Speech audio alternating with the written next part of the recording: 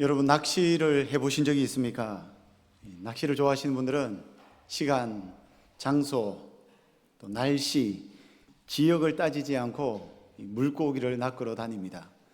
아마 그런 분들은 오늘 오후에도 예배를 드리지 않고 아마 어디 강으로 바다로 나가 계실 것 같아요. 낚시를 좋아하는 여러 가지 이유가 있겠지만 가장 큰 이유는 아마 이 손맛일 겁니다. 저도 어린 시절에 강에서 또 작은 연못에서 낚시를 많이 해보았습니다. 당시에는 이 전문적으로 낚시할 수 있는 낚싯대가 없어서 집 뒤에 있는 대나무, 비교적 얇고 곧은 대나무를 꺾어서 가지를 다 치고, 문방구에 가면 그때는 100원짜리 찌낚시를 팔았는데 그것을 가지고 대나무에 묶어서 낚시를 종종 하곤 했습니다. 그때는 고기가 많아서 그런지 제법 큰 붕어가 잡히기도 했는데, 이 붕어를 이렇게 낚아 올릴 때는 이 손맛이 상당합니다. 여러 종류의 물고기를 다양한 방식으로 잡아보았지만 좀 기억에 남는 것은 중학교 다닐 때는 줄낚시라는 걸 했습니다. 양쪽에 대나무로 기둥을 두고 한 20m의 긴 낚시 1m 간격으로 이 줄을 달아 내립니다. 20개, 30개 정도가 매달리게 되겠죠. 미끼로는 이 작은 새끼 미꾸라지, 작은 개구리 또는 누에 같은 것을 잡아다가 여름에 한 저녁 6시쯤 되어서 그 시골 강가에 가서 한 20m짜리를 줄낚시를 그 강가에다가 기둥을 박아서 설치해 둡니다. 그리고 그 다음날 한 새벽 5시쯤 동네 친구들하고 같이 이제 강에 물고기 걷으러 가는 거예요. 그러면 되게 긴장되고 되게 설레입니다. 오늘 도대체 몇 마리나 잡혔을까? 오늘 긴장되고 설레이는 마음으로 이제 물속에 들어가서 제 기둥을 찾아서 기둥에 붙어 있는 낚싯줄을 딱 잡아보면, 딱 잡아서 한번 흔들어 보면 오늘 고기가 잡혔는지 안 잡혔는지 알 수 있어요. 그리고 얼마나 큰 게 잡혔는지, 그리고 얼마나 많이 잡혔는지 감이 딱 옵니다. 낚싯줄이 울렁거리면 제 마음도 울렁거립니다. 그 줄낚시로 메기도 잡고 가물치도 잡고 민물장어도 잡았습니다. 어떤 날에는 물뱀도 잡히는 날이 있습니다. 그 손맛은 잊을 수가 없습니다. 물고기를 이 바구니에 담아서 이제 집으로 돌아오면 정말 세상을 다 가진 듯한 기분이 듭니다. 이 강에 물고기 잡으러 다니면 어머니가 늘 저에게 그렇게 말씀하셨습니다. 가서 고기에나 잡히지나 말아라. 네가 무슨 고기를 잡는다고, 그런 말씀을 하셨는데, 가끔씩 장어나 가물치 같은 것을 잡아서 시골 집에 가지고 가면 어머니가 내색은 안 하셨지만 아주 좋아하셨습니다. 이 물고기 잡을 때의 그 손맛은 대단하죠. 그런데 물고기 잡는 그 손맛보다 훨씬 더 짜릿하고 훨씬 더 황홀하고 훨씬 더 매력적인 손맛이 있습니다. 바로 영혼을 낚아 올리는 거죠. 죽어가는 영혼, 병든 영혼, 상처 입은 영혼, 절망에 빠진 영혼, 지옥을 향해 돌진하고 있는 영혼, 참된 진리가 무엇인지 알지 못하여 헤매고 있는 영혼들을 예수 그리스도의 십자가의 보혈의 바늘로 낚아서 구원의 방주로 인도하는 그 영혼의 손맛이야말로 세상 최고의 기쁨인 줄로 믿습니다. 우리 예수님은 영적 낚시꾼이셨습니다. 제가 왜 예수님 낚시꾼이라고 말씀드리는지 성경을 살펴보면 알 수 있을 것입니다. 예수님은 영혼을 구원하십니다. 이것을 제자들을 부르신 것과 연결할 수 있습니다. 제자들을 부르셨죠. 그리고 영혼을 구원해서 제자를 삼으시고 거기서 끝난 것이 아니라 예수님이 불러서 제자 삼은 그 제자들이 또 다른 사람을 구원하고 그들이 또 제자가 될 수 있도록 만들었다는 것입니다. 그러니 구원을 하여서 구원받은 사람이 또 다른 사람을 구원받을 수 있도록 인도하고, 그렇게 구원받은 사람이 또 다른 사람을 구원받을 수 있도록 인도하고, 이렇게 믿음의 세대가 점점 확장되는 사역을 예수님께서 감당하셨다는 것입니다. 오늘 예수님의 제자 만드는 사역에 대해서 말씀을 통해서 한번 깊이 생각해 볼 수 있기를 소망합니다. 먼저 예수님은 이 땅에 오셔서 그리스도로, 메시아로 공적인 사역을 시작하시면서 제일 먼저 하신 일이 제자를 부르신 일입니다. 제자를 불러서 예수님의 공생의 사역을 시작하셨는데 18절 말씀을 보시면 예수님은 갈릴리 해변을 다니시다가 두 명의 형제를 만났죠. 그 두 명의 형제 이름이 무엇입니까? 시몬과 안드레입니다. 여기서 시몬이 바로 우리가 잘 알고 있는 베드로이죠. 21절을 보시면 야고보와 요한 형제도 만납니다. 이 네 명의 사람을 만나는데 네 명 다 갈릴리 바닷가에서 물고기를 잡는 전문 직업인 어부들이었습니다. 단순히 취미 생활로 물고기 낚는 것이 아니라 저처럼 어릴 때에 할 일이 없어서 시골에서 대나무 꺾어서 물고기 몇 마리 잡는 놀이를 한 것이 아니라 물고기를 잡아서 먹고 사는 전문 어부였다는 것입니다. 근데 물고기 잡아 먹고 살고 있는 베드로, 안드레, 야고보, 요한에게 예수님께서 찾아가셔서 무엇이라고 말씀하셨을까요? 우리 19절 말씀 한번 볼까요? 19절 같이 한번 읽어보겠습니다. 시작. 말씀하시되 나를 따라오라. 내가 너희를 사람을 낚는 어부가 되게 하리라 하시니. 예수님께서 제자들을 나를 따라오라고 말씀하십니다. 나를 따라오라. 이 제자로 부르시는 장면인데요, 여러분 당시 1세기에 예수님의 제자가 된다는 것은 오늘날 대학생들이 일주일에 한 번 교수님의 수업을 들으면서 저는 교수님의 제자입니다 라는 제자의 개념이 아닙니다. 목사님과 1년에 32주간 한 주일에 2시간씩 제자훈련 성경 공부했다고 해서 제자가 된다는 제자도 아닙니다. 당시에 제자가 된다는 것은 스승과 함께 먹고 스승과 함께 자고 스승과 함께 생활하면서 스승의 모든 것을 보고 듣고 스승의 그대로 모방하고 따라한다는 것을 의미합니다. 그래서 그때 당시에 누군가를 따라서 제자가 되기로 결심했다면 그의 직업이 무엇이든지, 그가 살고 있는 지역이 무엇이든지, 그의 인생의 중요한 가치가 무엇이든지 이 모든 것을 다 내려놓고 스승을 따라가는 거예요. 그리고 스승과 함께 생활하는 거예요. 그리고 스승의 모든 것을 보고 듣고 배우는 것이었습니다. 그러니까 오늘 본문에서 예수님이 그 네 명의 형제들에게 나를 따라오라라고 초청하실 때에 그 예수님의 초청 부르심은 어부 생활을 하면서 잠시 성경 공부하는 것이 아니고 그의 가정을 지키면서 잠시 예수님에게 찾아와 예수님의 어떤 능력을 체험하는 것이 아니고 모든 것을 버려두고 예수님을 쫓아 예수님과 함께 생활하겠다는 생활의 결단이었습니다. 그러니 직업을 가지고 있는 이 어부들이 예수님의 말씀에 순종하는 것은 매우 힘들었을 것입니다. 우리 제자들이 어떻게 반응했는지 한번 보실까요? 우리 같이 20절 말씀 같이 한번 보고 읽겠습니다. 20절입니다. 시작. 22절도 한번 읽겠습니다. 시작. 그들이 곧 배와 아버지를 버려두고 예수를 따르니라. 예수님은 베드로와 안드레, 야고보와 요한을 부르셨는데 성경은 기록하기를 그들이 즉시 순종했다고 기록하고 있습니다. 조금도 주저하지 않았다는 것을 보여주기 위해서 20절과 22절에 곧이라는 단어가 두 번이나 기록이 되어 있습니다. 즉시 그물을 버렸습니다. 즉시 배를 버렸습니다. 즉시 아버지를 버려두었습니다. 즉시 물고기를 버려두었습니다.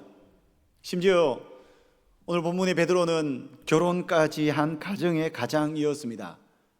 아내와 자식들을 두고 예수님을 따르기로 결단한 것입니다. 이때 배에서 배를 타고 물고기를 잡았는데 물고기도 많이 잡았습니다. 물고기도 포기하였습니다. 누가복음 5장에 똑같은 기사가 기록되어 있는데 여기에서 제자들은 그물이 찢어질 정도의 고기를 잡았고 두 배의 물고기를 채웠는데 배가 잠길 정도의 만선의 복을 받았습니다. 여러분 인생에 이런 순간이 또 있겠습니까? 요즘 말로 하면 로또에 당첨된 것과 다를 바가 없는 것입니다. 어부에게 최고의 자랑은 만선의 고기를 잡는 것 아니겠습니까? 근데 이 모든 고기, 그 돈이 되는 고기들을 즉시 다 버리고 예수님을 따라간 것입니다. 여러분 2박 3일 수련회에 참석하기 위해 따라간 것이 아닙니다. 3년 커리큘럼의 신학교 교육을 받기 위해서 따라간 것이 아닙니다. 9박 10일의 단기 선교를 가기 위해서 잠시 따라간 것이 아닙니다. 평생 예수님을 따라다니기로 작정하고 모든 것을 버려둔 채 예수님을 따라간 것입니다. 왜 따라갔을까요? 그렇다고 예수님이 그들에게 더 나은 직장, 더 높은 연봉을 보장한 것이 아닙니다. 더 안락한 사무실을 제공하겠다고 약속한 것도 아닙니다. 그렇다고 제자들을 어떻게 훈련시켜서 언제쯤 보내줄지 어떤 그 예수님의 훈련의 커리큘럼을 알려주신 것도 아닙니다. 사실 이 제자들의 순종은 누가 보면 희생이라 생각할 수 있지만 사실 희생이 아니에요. 사실 포기도 아닙니다. 여러분, 희생과 포기라는 단어는 더 가치 있는 것을 가치 없는 것과 바꿀 때에 내가 희생하고 내가 포기하는 것입니다. 더 가치 있는 것을 내가 가지고 있는데 가치 없는 것을 가지기 위해서 가치 있는 것을 포기할 때 그게 희생이죠. 하지만 제자들은 배와 그물과 가족들이 매우 가치 있는 것처럼 보였을지 모르겠지만 사실 제자들의 순종과 결단은 희생도 아니었고 포기도 아니었습니다. 바로 제자들은 더 가치 있는 삶, 더 추구해야 할 삶이 무엇인지 새롭게 발견하게 되었고 우선순위가 새롭게 조절된 것입니다. 사실 제자들은 예수님을 오늘 본문에서 처음 만난 것이 아니에요. 요한복음 1장에 가서도 확인할 수 있는데 그쪽에서 보면 그들은 예수님을 이미 만난 적이 있습니다. 그리고 예수님에 대한 소문을 듣고 예수님을 만나고 예수님을 메시아라고 고백하는 장면도 있습니다. 똑같은 내용이 누가복음 5장에도 기록되어 있다고 말씀드렸는데 좀 더 특별한 스토리가 기록되어 있죠. 베드로가 2배의 물고기가 가득 담길 정도의 물고기를 잡았는데 그 물고기를 잡고 예수님 말씀을 듣고 물고기를 잡고 예수님 앞에 나와서 했던 베드로의 고백이 무엇인 줄 아십니까?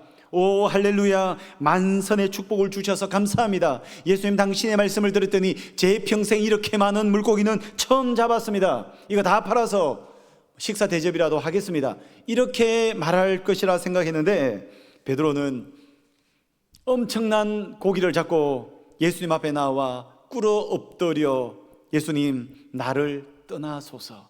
나는 죄인이로소이다. 이렇게 고백합니다. 여러분, 어떤 의미일까요? 4명의 어부들은 사실 예수님을 메시아로, 구원자로, 그리스도로 만난 것입니다.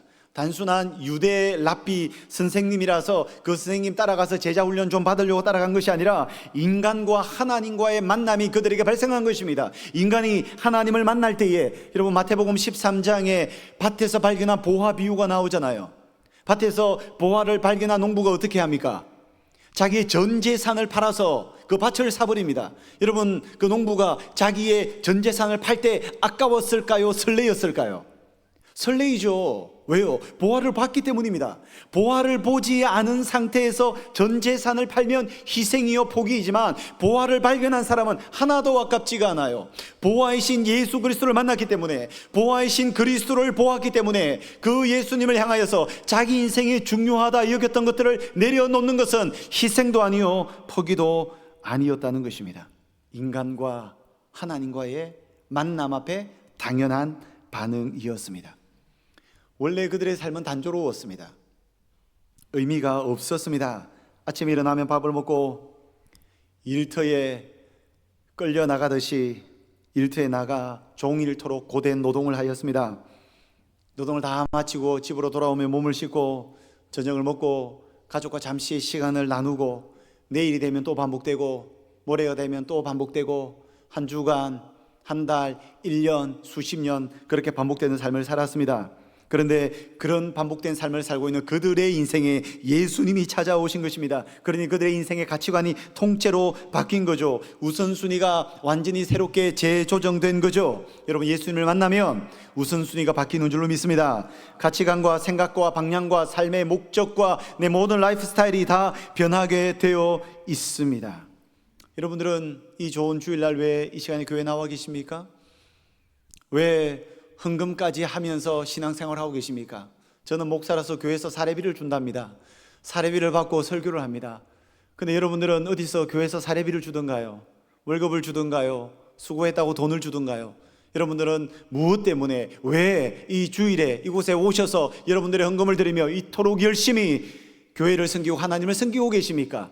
예수님을 만나기 때문인 줄로 믿습니다. 예수님을 만나서 우리의 인생의 관이 바뀌었기 때문에, 우선순위가 바뀌었기 때문에, 가치관이 바뀌었기 때문에, 그 예수님 때문에 보화를 발견하기 때문에 희생도 아니요 포기도 아닌 주님 앞에 헌신하고 있는 줄로 믿습니다. 제자들의 생각이 완전히 달라졌습니다. 원래 제자들은 물고기만 생각하는 사람들이었습니다.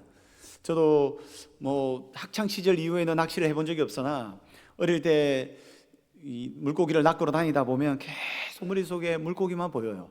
계속 물고기 생각만 납니다. 손맛만 자꾸 떠오릅니다. 그래서 새벽에 어서 낚시 그대로 가는 것이 그렇게 설레입니다. 아마 제자들은 항상 생각 속에 고기만 생각했을 것입니다. 어떻게 하면 그물을 더 넓게, 그물을 더 깊게 던져서 물고기를 잘 잡을 수 있을까? 물고기 떼가 어디에 출몰하는지, 언제 출몰하는지, 잡은 물고기를 어느 도매상에게 넘겨야 더 많은 값을 쳐줄 수 있을지 아마 늘 그렇게 생각했을 것입니다. 예전에 어떤 기사를 보았는데 참 흥미로웠습니다. 아프리카에 있는 어떤 나라에서, 아프리카가 말라리아가 심하잖아요. 말라리아로 사람들이 약을 제대로 못 먹어서 죽어가는 경우가 종종 있습니다. 그래서 말라리아 방지를 위해서 정부에서 그 나라의 국민들에게 모기장을 배부했답니다. 근데 놀랍게도 아프리카 사람들이 모기장으로 말라리아를 방지하지 않고 그 모기장으로 물고기 잡으러 다녔다고 합니다. 모기장으로 물고기 잡으면 재미가 있습니다. 그러니까 머릿속에 고기만 생각하는 거예요. 아마 제자들의 삶이 그렇지 않았겠습니까? 그런데 예수님을 만나고 나니까 생각의 지경이 넓어졌습니다. 제자들은 이제 물고기 낚는 것에 관심이 있는 것이 아니라 사람을 낚는 것에 관심이 생겼습니다. 이제 물고기가 어디에 있는지가 아니라 사람이 어디에 있는지, 사람들이 무엇을 하고 있는지, 어떻게 하면 사람들을 더 효과적으로 하나님의 백성으로 낚아 올릴지, 그들의 생각에 변화가 발생한 것입니다. 중간 정리를 해보겠습니다. 제자들은 예수님을 만남으로 만남의 지경이 넓어졌습니다. 여러분들에게 만남의 지경이 넓어지기를 축복합니다. 예수님을 만나고 만남의 지경이 넓어지니 생각의 지경이 넓어졌습니다. 그 결과 만남의 지경, 생각의 지경이 넓어지니까 그들의 삶의 사역의 지경도 넓어졌습니다. 예수님을 따랐던 제자들은 결국 망한 인생을 살았습니까?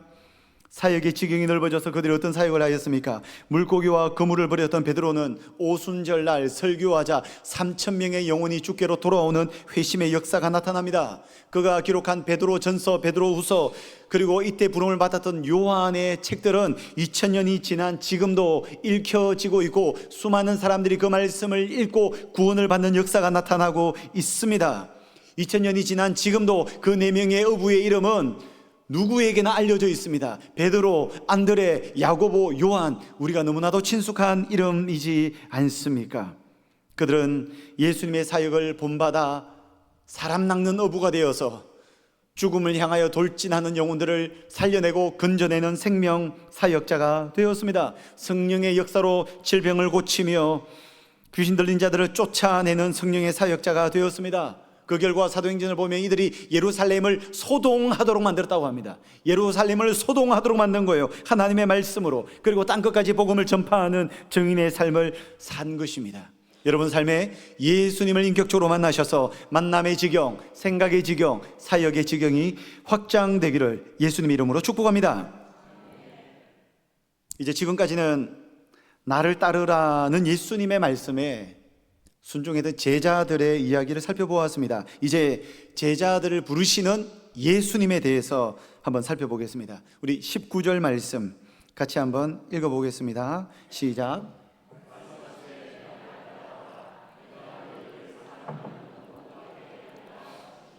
놀라운 사실은 예수님이 마태복음에서 제자들에게 처음 주신 메시지가 이 말씀입니다. 나를 따라오라고 명령하셨고 바로 내가 너희로 사람을 낚는 어부가 되게 하겠다고 말씀하셨습니다. 제가 오전에 저희 교회 예배에서도 말씀드렸던 것처럼 우리 예수님은 정말 비유의 달인이십니다. 물 좀 달라고 하면서 영적 생명수로 연결하여 영혼을 구원하시더니 오늘 이 마태복음에서는 물고기 잡는 어부들을 제자로 초청하시면서 그들의 눈높이와 귀높이에 맞게끔 사람 낚는 어부로 만드시겠대요. 야, 이렇게 기가 막힐 수 있을까요? 얼마나 비유를 잘 하시는지 모르겠습니다. 19절을 보면 예수님께서 제자들을 왜 부르셨는지, 부르신 의도가 무엇인지, 부르신 목적이 무엇인지, 불러서 무엇을 할 것인지, 예수님의 비전과 예수님의 미션과 예수님의 계획이 전부 다 이 한 문장 안에 다 들어가 있습니다. 예수님은 폼 좀 잡아보시려고 제자들을 데리고 다니기 위해서 부르신 것이 아닙니다. 예수님의 목적, 의도, 이유가 무엇입니까? 그 제자들을 불러서 사람 낚는 업으로 만들기 위해 부르셨습니다. 그러니까 예수님이 제자들에게 처음으로 주신 명령이 내가 너희로 사람 낚는 업으로 만들겠다라고 하셨습니다. 자, 이제 예수님이 처음으로 주신 명령이 아니라 이 땅을 십자가 지시고 부활하시고 난 이후에 이 땅을 떠나시면서 예수님이 마지막에 주신 말씀이 무엇인 줄 아십니까? 이게 사복음서와 사도행전에까지 기록이 되어 있습니다. 한번 자막을 한번 띄워주시겠습니까? 마태복음 버전에는 뭐라고 나와 있는 줄 아십니까? 마지막 명령입니다. 같이 읽어보겠습니다. 시작. 모든 민족에게 가서 복음을 전하고 제자를 만들라. 마가복음 버전입니다. 같이 읽습니다. 너희는 온 천하에 다니며 만민에게 복음을 전파하라. 누가복음 버전입니다.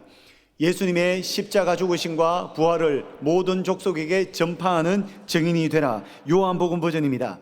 아버지께서 나를 보내신 것 같이 나도 너희를 보내노라. 사도행전 1장 8절 사도행전 버전입니다. 같이 읽습니다. 오직 성령이 너희에게 임하시면 너희가 권능을 받고 예루살렘과 온 유대와 사마리아와 땅끝까지 이르러 내 증인이 되리라 하시니라. 아멘. 여러분 뭔가 감이 잡히십니까? 지금 제가 마태, 마가, 누가, 요한, 사도행전, 여러분 이 5권의 예수님의 행적에 기록되어 있는 이 5권의 책 중에서 유일하게 모든 책에 기록된 예수님의 명령 한 가지가 바로 지금 읽었던 이 본문입니다. 아마 조금 더 지혜로우신 분은 더 감이 잡힐 것입니다. 예수님의 첫 번째 명령과 예수님의 마지막 명령은 사실 같은 명령입니다. 내가 너희로 사람을 낚는 어부가 되게 하겠다라고 말씀하셨고 3년 동안 제자들을 훈련시키면서 마침내 사람 낚는 어부로 만드셨고, 그리고 그 제자들을 떠나시면서 예수님께서 말씀하셨는데 마태, 마가, 누가, 요한, 사도행전의 버전에 서로 표현은 좀 다르지만 사람 낚는 어부로 만들겠다, 증인으로 만들겠다, 보냄을 받은 자로 만들겠다, 제자 만드는 사람으로 만들겠다, 표현은 좀 다를 수가 있어요. 성경의 기자들의 생각이 달랐기 때문에 다를 수 있어요. 하지만 예수님의 첫 번째 명령과 예수님의 마지막 명령이 똑같다는 것입니다. 무엇을 의미합니까? 예수님은 처음부터 영혼을 구원하실 때에 그 영혼만 구원받아 천국 가도록 만드신 것이 아니라 그 영혼을 구원하여서 구원받은 그 영혼이 또 다른 사람을 전도할 수 있는 증인으로 삼으셨다는 겁니다. 우리는 예수님의 이 유언과도 같은 이 말씀을 지상대위임령이라고 합니다. 예수 믿는 모든 사람에게 주신 예수님의 최대 지상 명령이죠. 이 명령은 옵션이 아닙니다. 이 명령은 선택할 수 있는 선택 사항이 아닙니다. 이 명령은 예수님의 해볼래라고 하는 예수님의 제안도 아닙니다. 이 명령은 그리스도인이라면 반드시 지켜야 할 엄중한 명령인 줄로 믿습니다. 사람 낚는 업으로 만들시기 위해서 제자들을 부르셨고 3년 동안 사람 낚는 전문 어부꾼으로 훈련시키신 것입니다. 그리고 결국은 이 세상을 떠나시면서 이제 그들을 세상 속으로 보내셔서 증인의 삶을 사시면서 사람 낚는 어부가 되어서 제자를 만들 수 있는 또 다른 제자를 만들도록 하신 것입니다. 그래서 여러분, 진짜 제자 훈련이 무엇인 줄 아십니까? 진짜 제자 훈련은 고상한 성경 공부가 아닙니다. 그렇게 착각하시면 정말 큰 착각입니다. 진짜 제자 훈련은 자기와 같은 제자를 만들 수 있는 제자로 훈련시키는 것이 참된 제자 훈련인데, 예수님께서 이런 훈련을 하셨다고요. 예수님의 제자 훈련을 사도 바울도 그대로 따라하였습니다. 우리 디모데후서 2장 2절 말씀 같이 한번 읽어보겠습니다. 또 네가 많은 증인 앞에서 내게 들은 바를 충성된 사람들에게 부탁하라. 그들이 또 다른 사람들을 가르칠 수 있으리라. 여러분, 이 말씀을 자세히 들여다보면 이 한 구절 안에 믿음의 5세대의 복음의 확장이 있습니다. 이 말씀은 바울이 디모데에게 전한 내용인데, 디모데는 많은 증인들 앞에서 이 말씀을 충성된 사람들에게 전합니다. 그리고 이 말씀을 받은 충성된 사람들은 또 다른 사람들을 가르친다고 기록합니다. 그러니까 이 짧은 말씀 한 구절 안에서 우리는 사도 바울도 있고 디모데도 있고 많은 증인들도 있고 충성된 사람들도 있고 또 다른 사람들이 있다는 것을 발견할 수 있습니다. 무엇을 이야기하고 있습니까? 구원이, 믿음이, 복음이 멈추지 않고 흘러간다는 것입니다. 여러분, 복음은 매이지 않는 줄로 믿습니다. 계속 흘러서 누군가가 제자를 만들고 제자가 된 자가 또 다른 제자를 만들고 그가 또 다른 제자를 만들고 그가 또 다른 제자를 만들면서 기독교의 역사는 2000년을 이어져 왔습니다. 2000년 전 저 유대 땅, 매우 작은 땅덩어리에서 예수님으로부터 시작된 제자 삼는 영혼 구원하는 사역이 시작되었는데 2000년이 지난 지금 어떻게 되었습니까? 전 세계 곳곳에 예수님의 제자들이 우리 주님을 예배하고 있습니다. 우리도 그렇게 예수님을 믿게 된 것입니다. 가슴이 아픈 것은 지금의 한국교회는 더 이상 불신자를 전도하여 그 영혼을 구원하고 훈련시켜서 제자로 삼아서 그 제자가 또 다른 사람을 전도하여 교회에 불신자들이 찾아오는 그런 교회가 점점 사라지고 있는 것 같습니다. 대구에서만도, 아니 전국에서도 부흥하는 교회, 소문난 교회, 성장하는 교회 다 가보면 대부분 수평이동에 의해서 성장이지 누구도 부흥이라고 단어를 붙일 수가 없습니다. 만약 부흥이라는 단어를 붙여서 사용한다면 그것은 저는 단언하건대 교만이라고 생각합니다.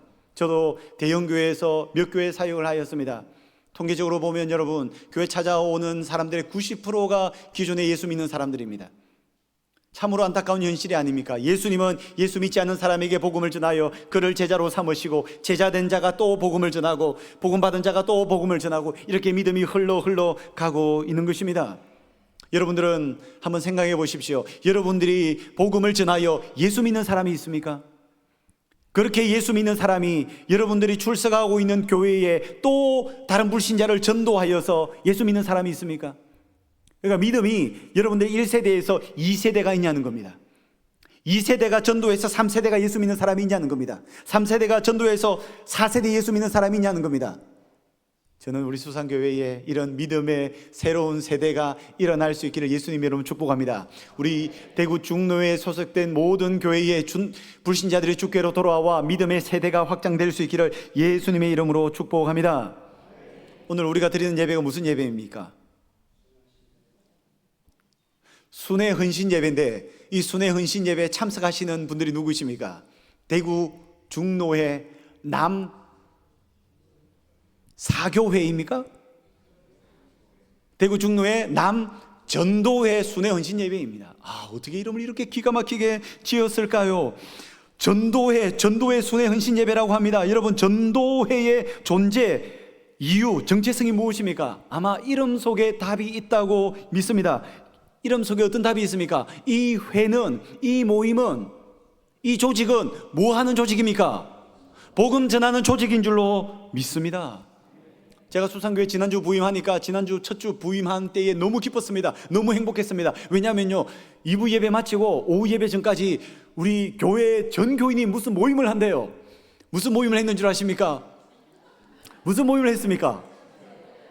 전도회 모임을 했대요. 아니, 세상에 전도회가 1여 전도회도 있고 2여 전도회도 있고 3여 전도, 4여 전도, 5여 전도회, 남전도회 1, 2, 3, 뭐 아브라함의 에스더, 한나, 우리 온 교인이 전도회로 다 묶여 있습니다. 전도회 특공대이며 전도회 용사인 줄로 믿습니다. 여러분, 이름에 책임을 지시기 바랍니다. 아니면 이름을 바꾸셔야 됩니다. 전도하지 않으면 수산교회 전도회 이름을 바꾸기를 우리 장로님들과 논의해 봐야 되겠습니다.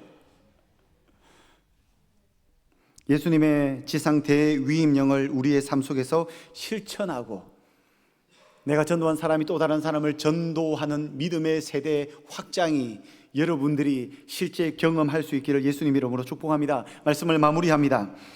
맥스 루케이도라는 목회자가 이런 말을 했습니다. 한번 자막을 보시고 우리의 심령을 찌르는 메시지입니다. 같이 한번 읽어볼까요? 영혼의 낚시를 위해 부름을 받은 자들이 낚시를 하지 않으면 자기들끼리 싸운다. 하지만 낚시를 위해 부름을 받은 자들이 낚시를 하면 그들은 영적으로 풍성해진다. 어떻게 이렇게 통찰력 있는 글을 적었을까요? 영혼의 낚시를 위해 부름받은 자들, 곧 우리가 낚시를 하지 않으면, 복음을 전하지 않으면, 영혼 구원을 하지 않으면, 제자 훈련을 하지 않으면 자기들끼리 싸운답니다. 하지만 낚시를 위해 부름을 받은 자들이 사명을 가지고 대위임령을 가지고 영혼 전도를 위하여 낚시를 하면 그들은 영적으로 풍성해진다고 기록하고 있습니다. 여러분, 교회는 영적인 산부인과가 되어야 합니다. 그래서 교회 안에는 영적으로 새로운 생명이 출생해야 합니다. 우리 교회에 얼마나 많은 사람들이 와서 등록했느냐, 몇 명이 예배 드리고 있느냐, 얼마나 많이 성장했느냐 보다 몇 명의 불신자가 주께로 돌아와서 예수를 믿고 있는가, 교회는 영적 산부인과가 되어야 할 줄로 믿습니다. 날마다 새로운 생명이 잉태되고 출생되는 이런 역사가 우리 수산교회 가운데, 중로에 소속된 모든 교회 가운데 있기를 예수님의 이름으로 축복합니다. 교회 안에 이런 영적 출생이 없다면 그 교회는 죽어가는 교회가 될 수밖에 없습니다. 그 교회는 미래가 없는 교회가 될 수밖에 없다는 것입니다. 영적인 산부인과가 되어서 한 영혼이 출생을 하고 바깥 세상에서도 아기가 태어나면 어린이집에 가고 유치원에 가고 초등학교 가고 그리고 중학교, 고등학교, 대학교를 가듯이 영적으로 출생한 사람이 영적 출생 주기에 맞추어서 양육을 받는 것입니다. 양육을 다 받고 난 이후에 그 양육받은 사람이 또 세상 속에 들어가서 누군가를 전도하는 겁니다. 저는 이것을 이런 표현으로 씁니다. 복음으로 사람을 살리고, 복음으로 사람을 키우고, 복음으로 사람을 보내어서 생명의 주수의 사명을 감당하는 것입니다. 여러분, 이런 살리고 키우고 보내어서 놀라운 생명의 풍성한 역사가 우리 수산교회 대구 중로회에 가득하시기를 예수님의 이름으로 소망합니다. 거룩하신 하나님 아버지, 감사합니다. 우리를 증인으로 제자를 만드는 전도자로 세워주신 줄로 믿습니다. 오늘 대구 중로회 남전도회 순회 헌신 예배를 드리면서 우리가 표험한 땅끝까지 이르러 내 증인이 되겠다고 외치는 것이 아니라 우리의 심령 깊은 곳에 예수님의 명령을 새기게 하여 주시고 이 말씀 붙들고 세상 속에 보냄을 받은 자로서 사명을 감당케 하여 주시옵소서. 예수님의 이름으로 기도하옵나이다.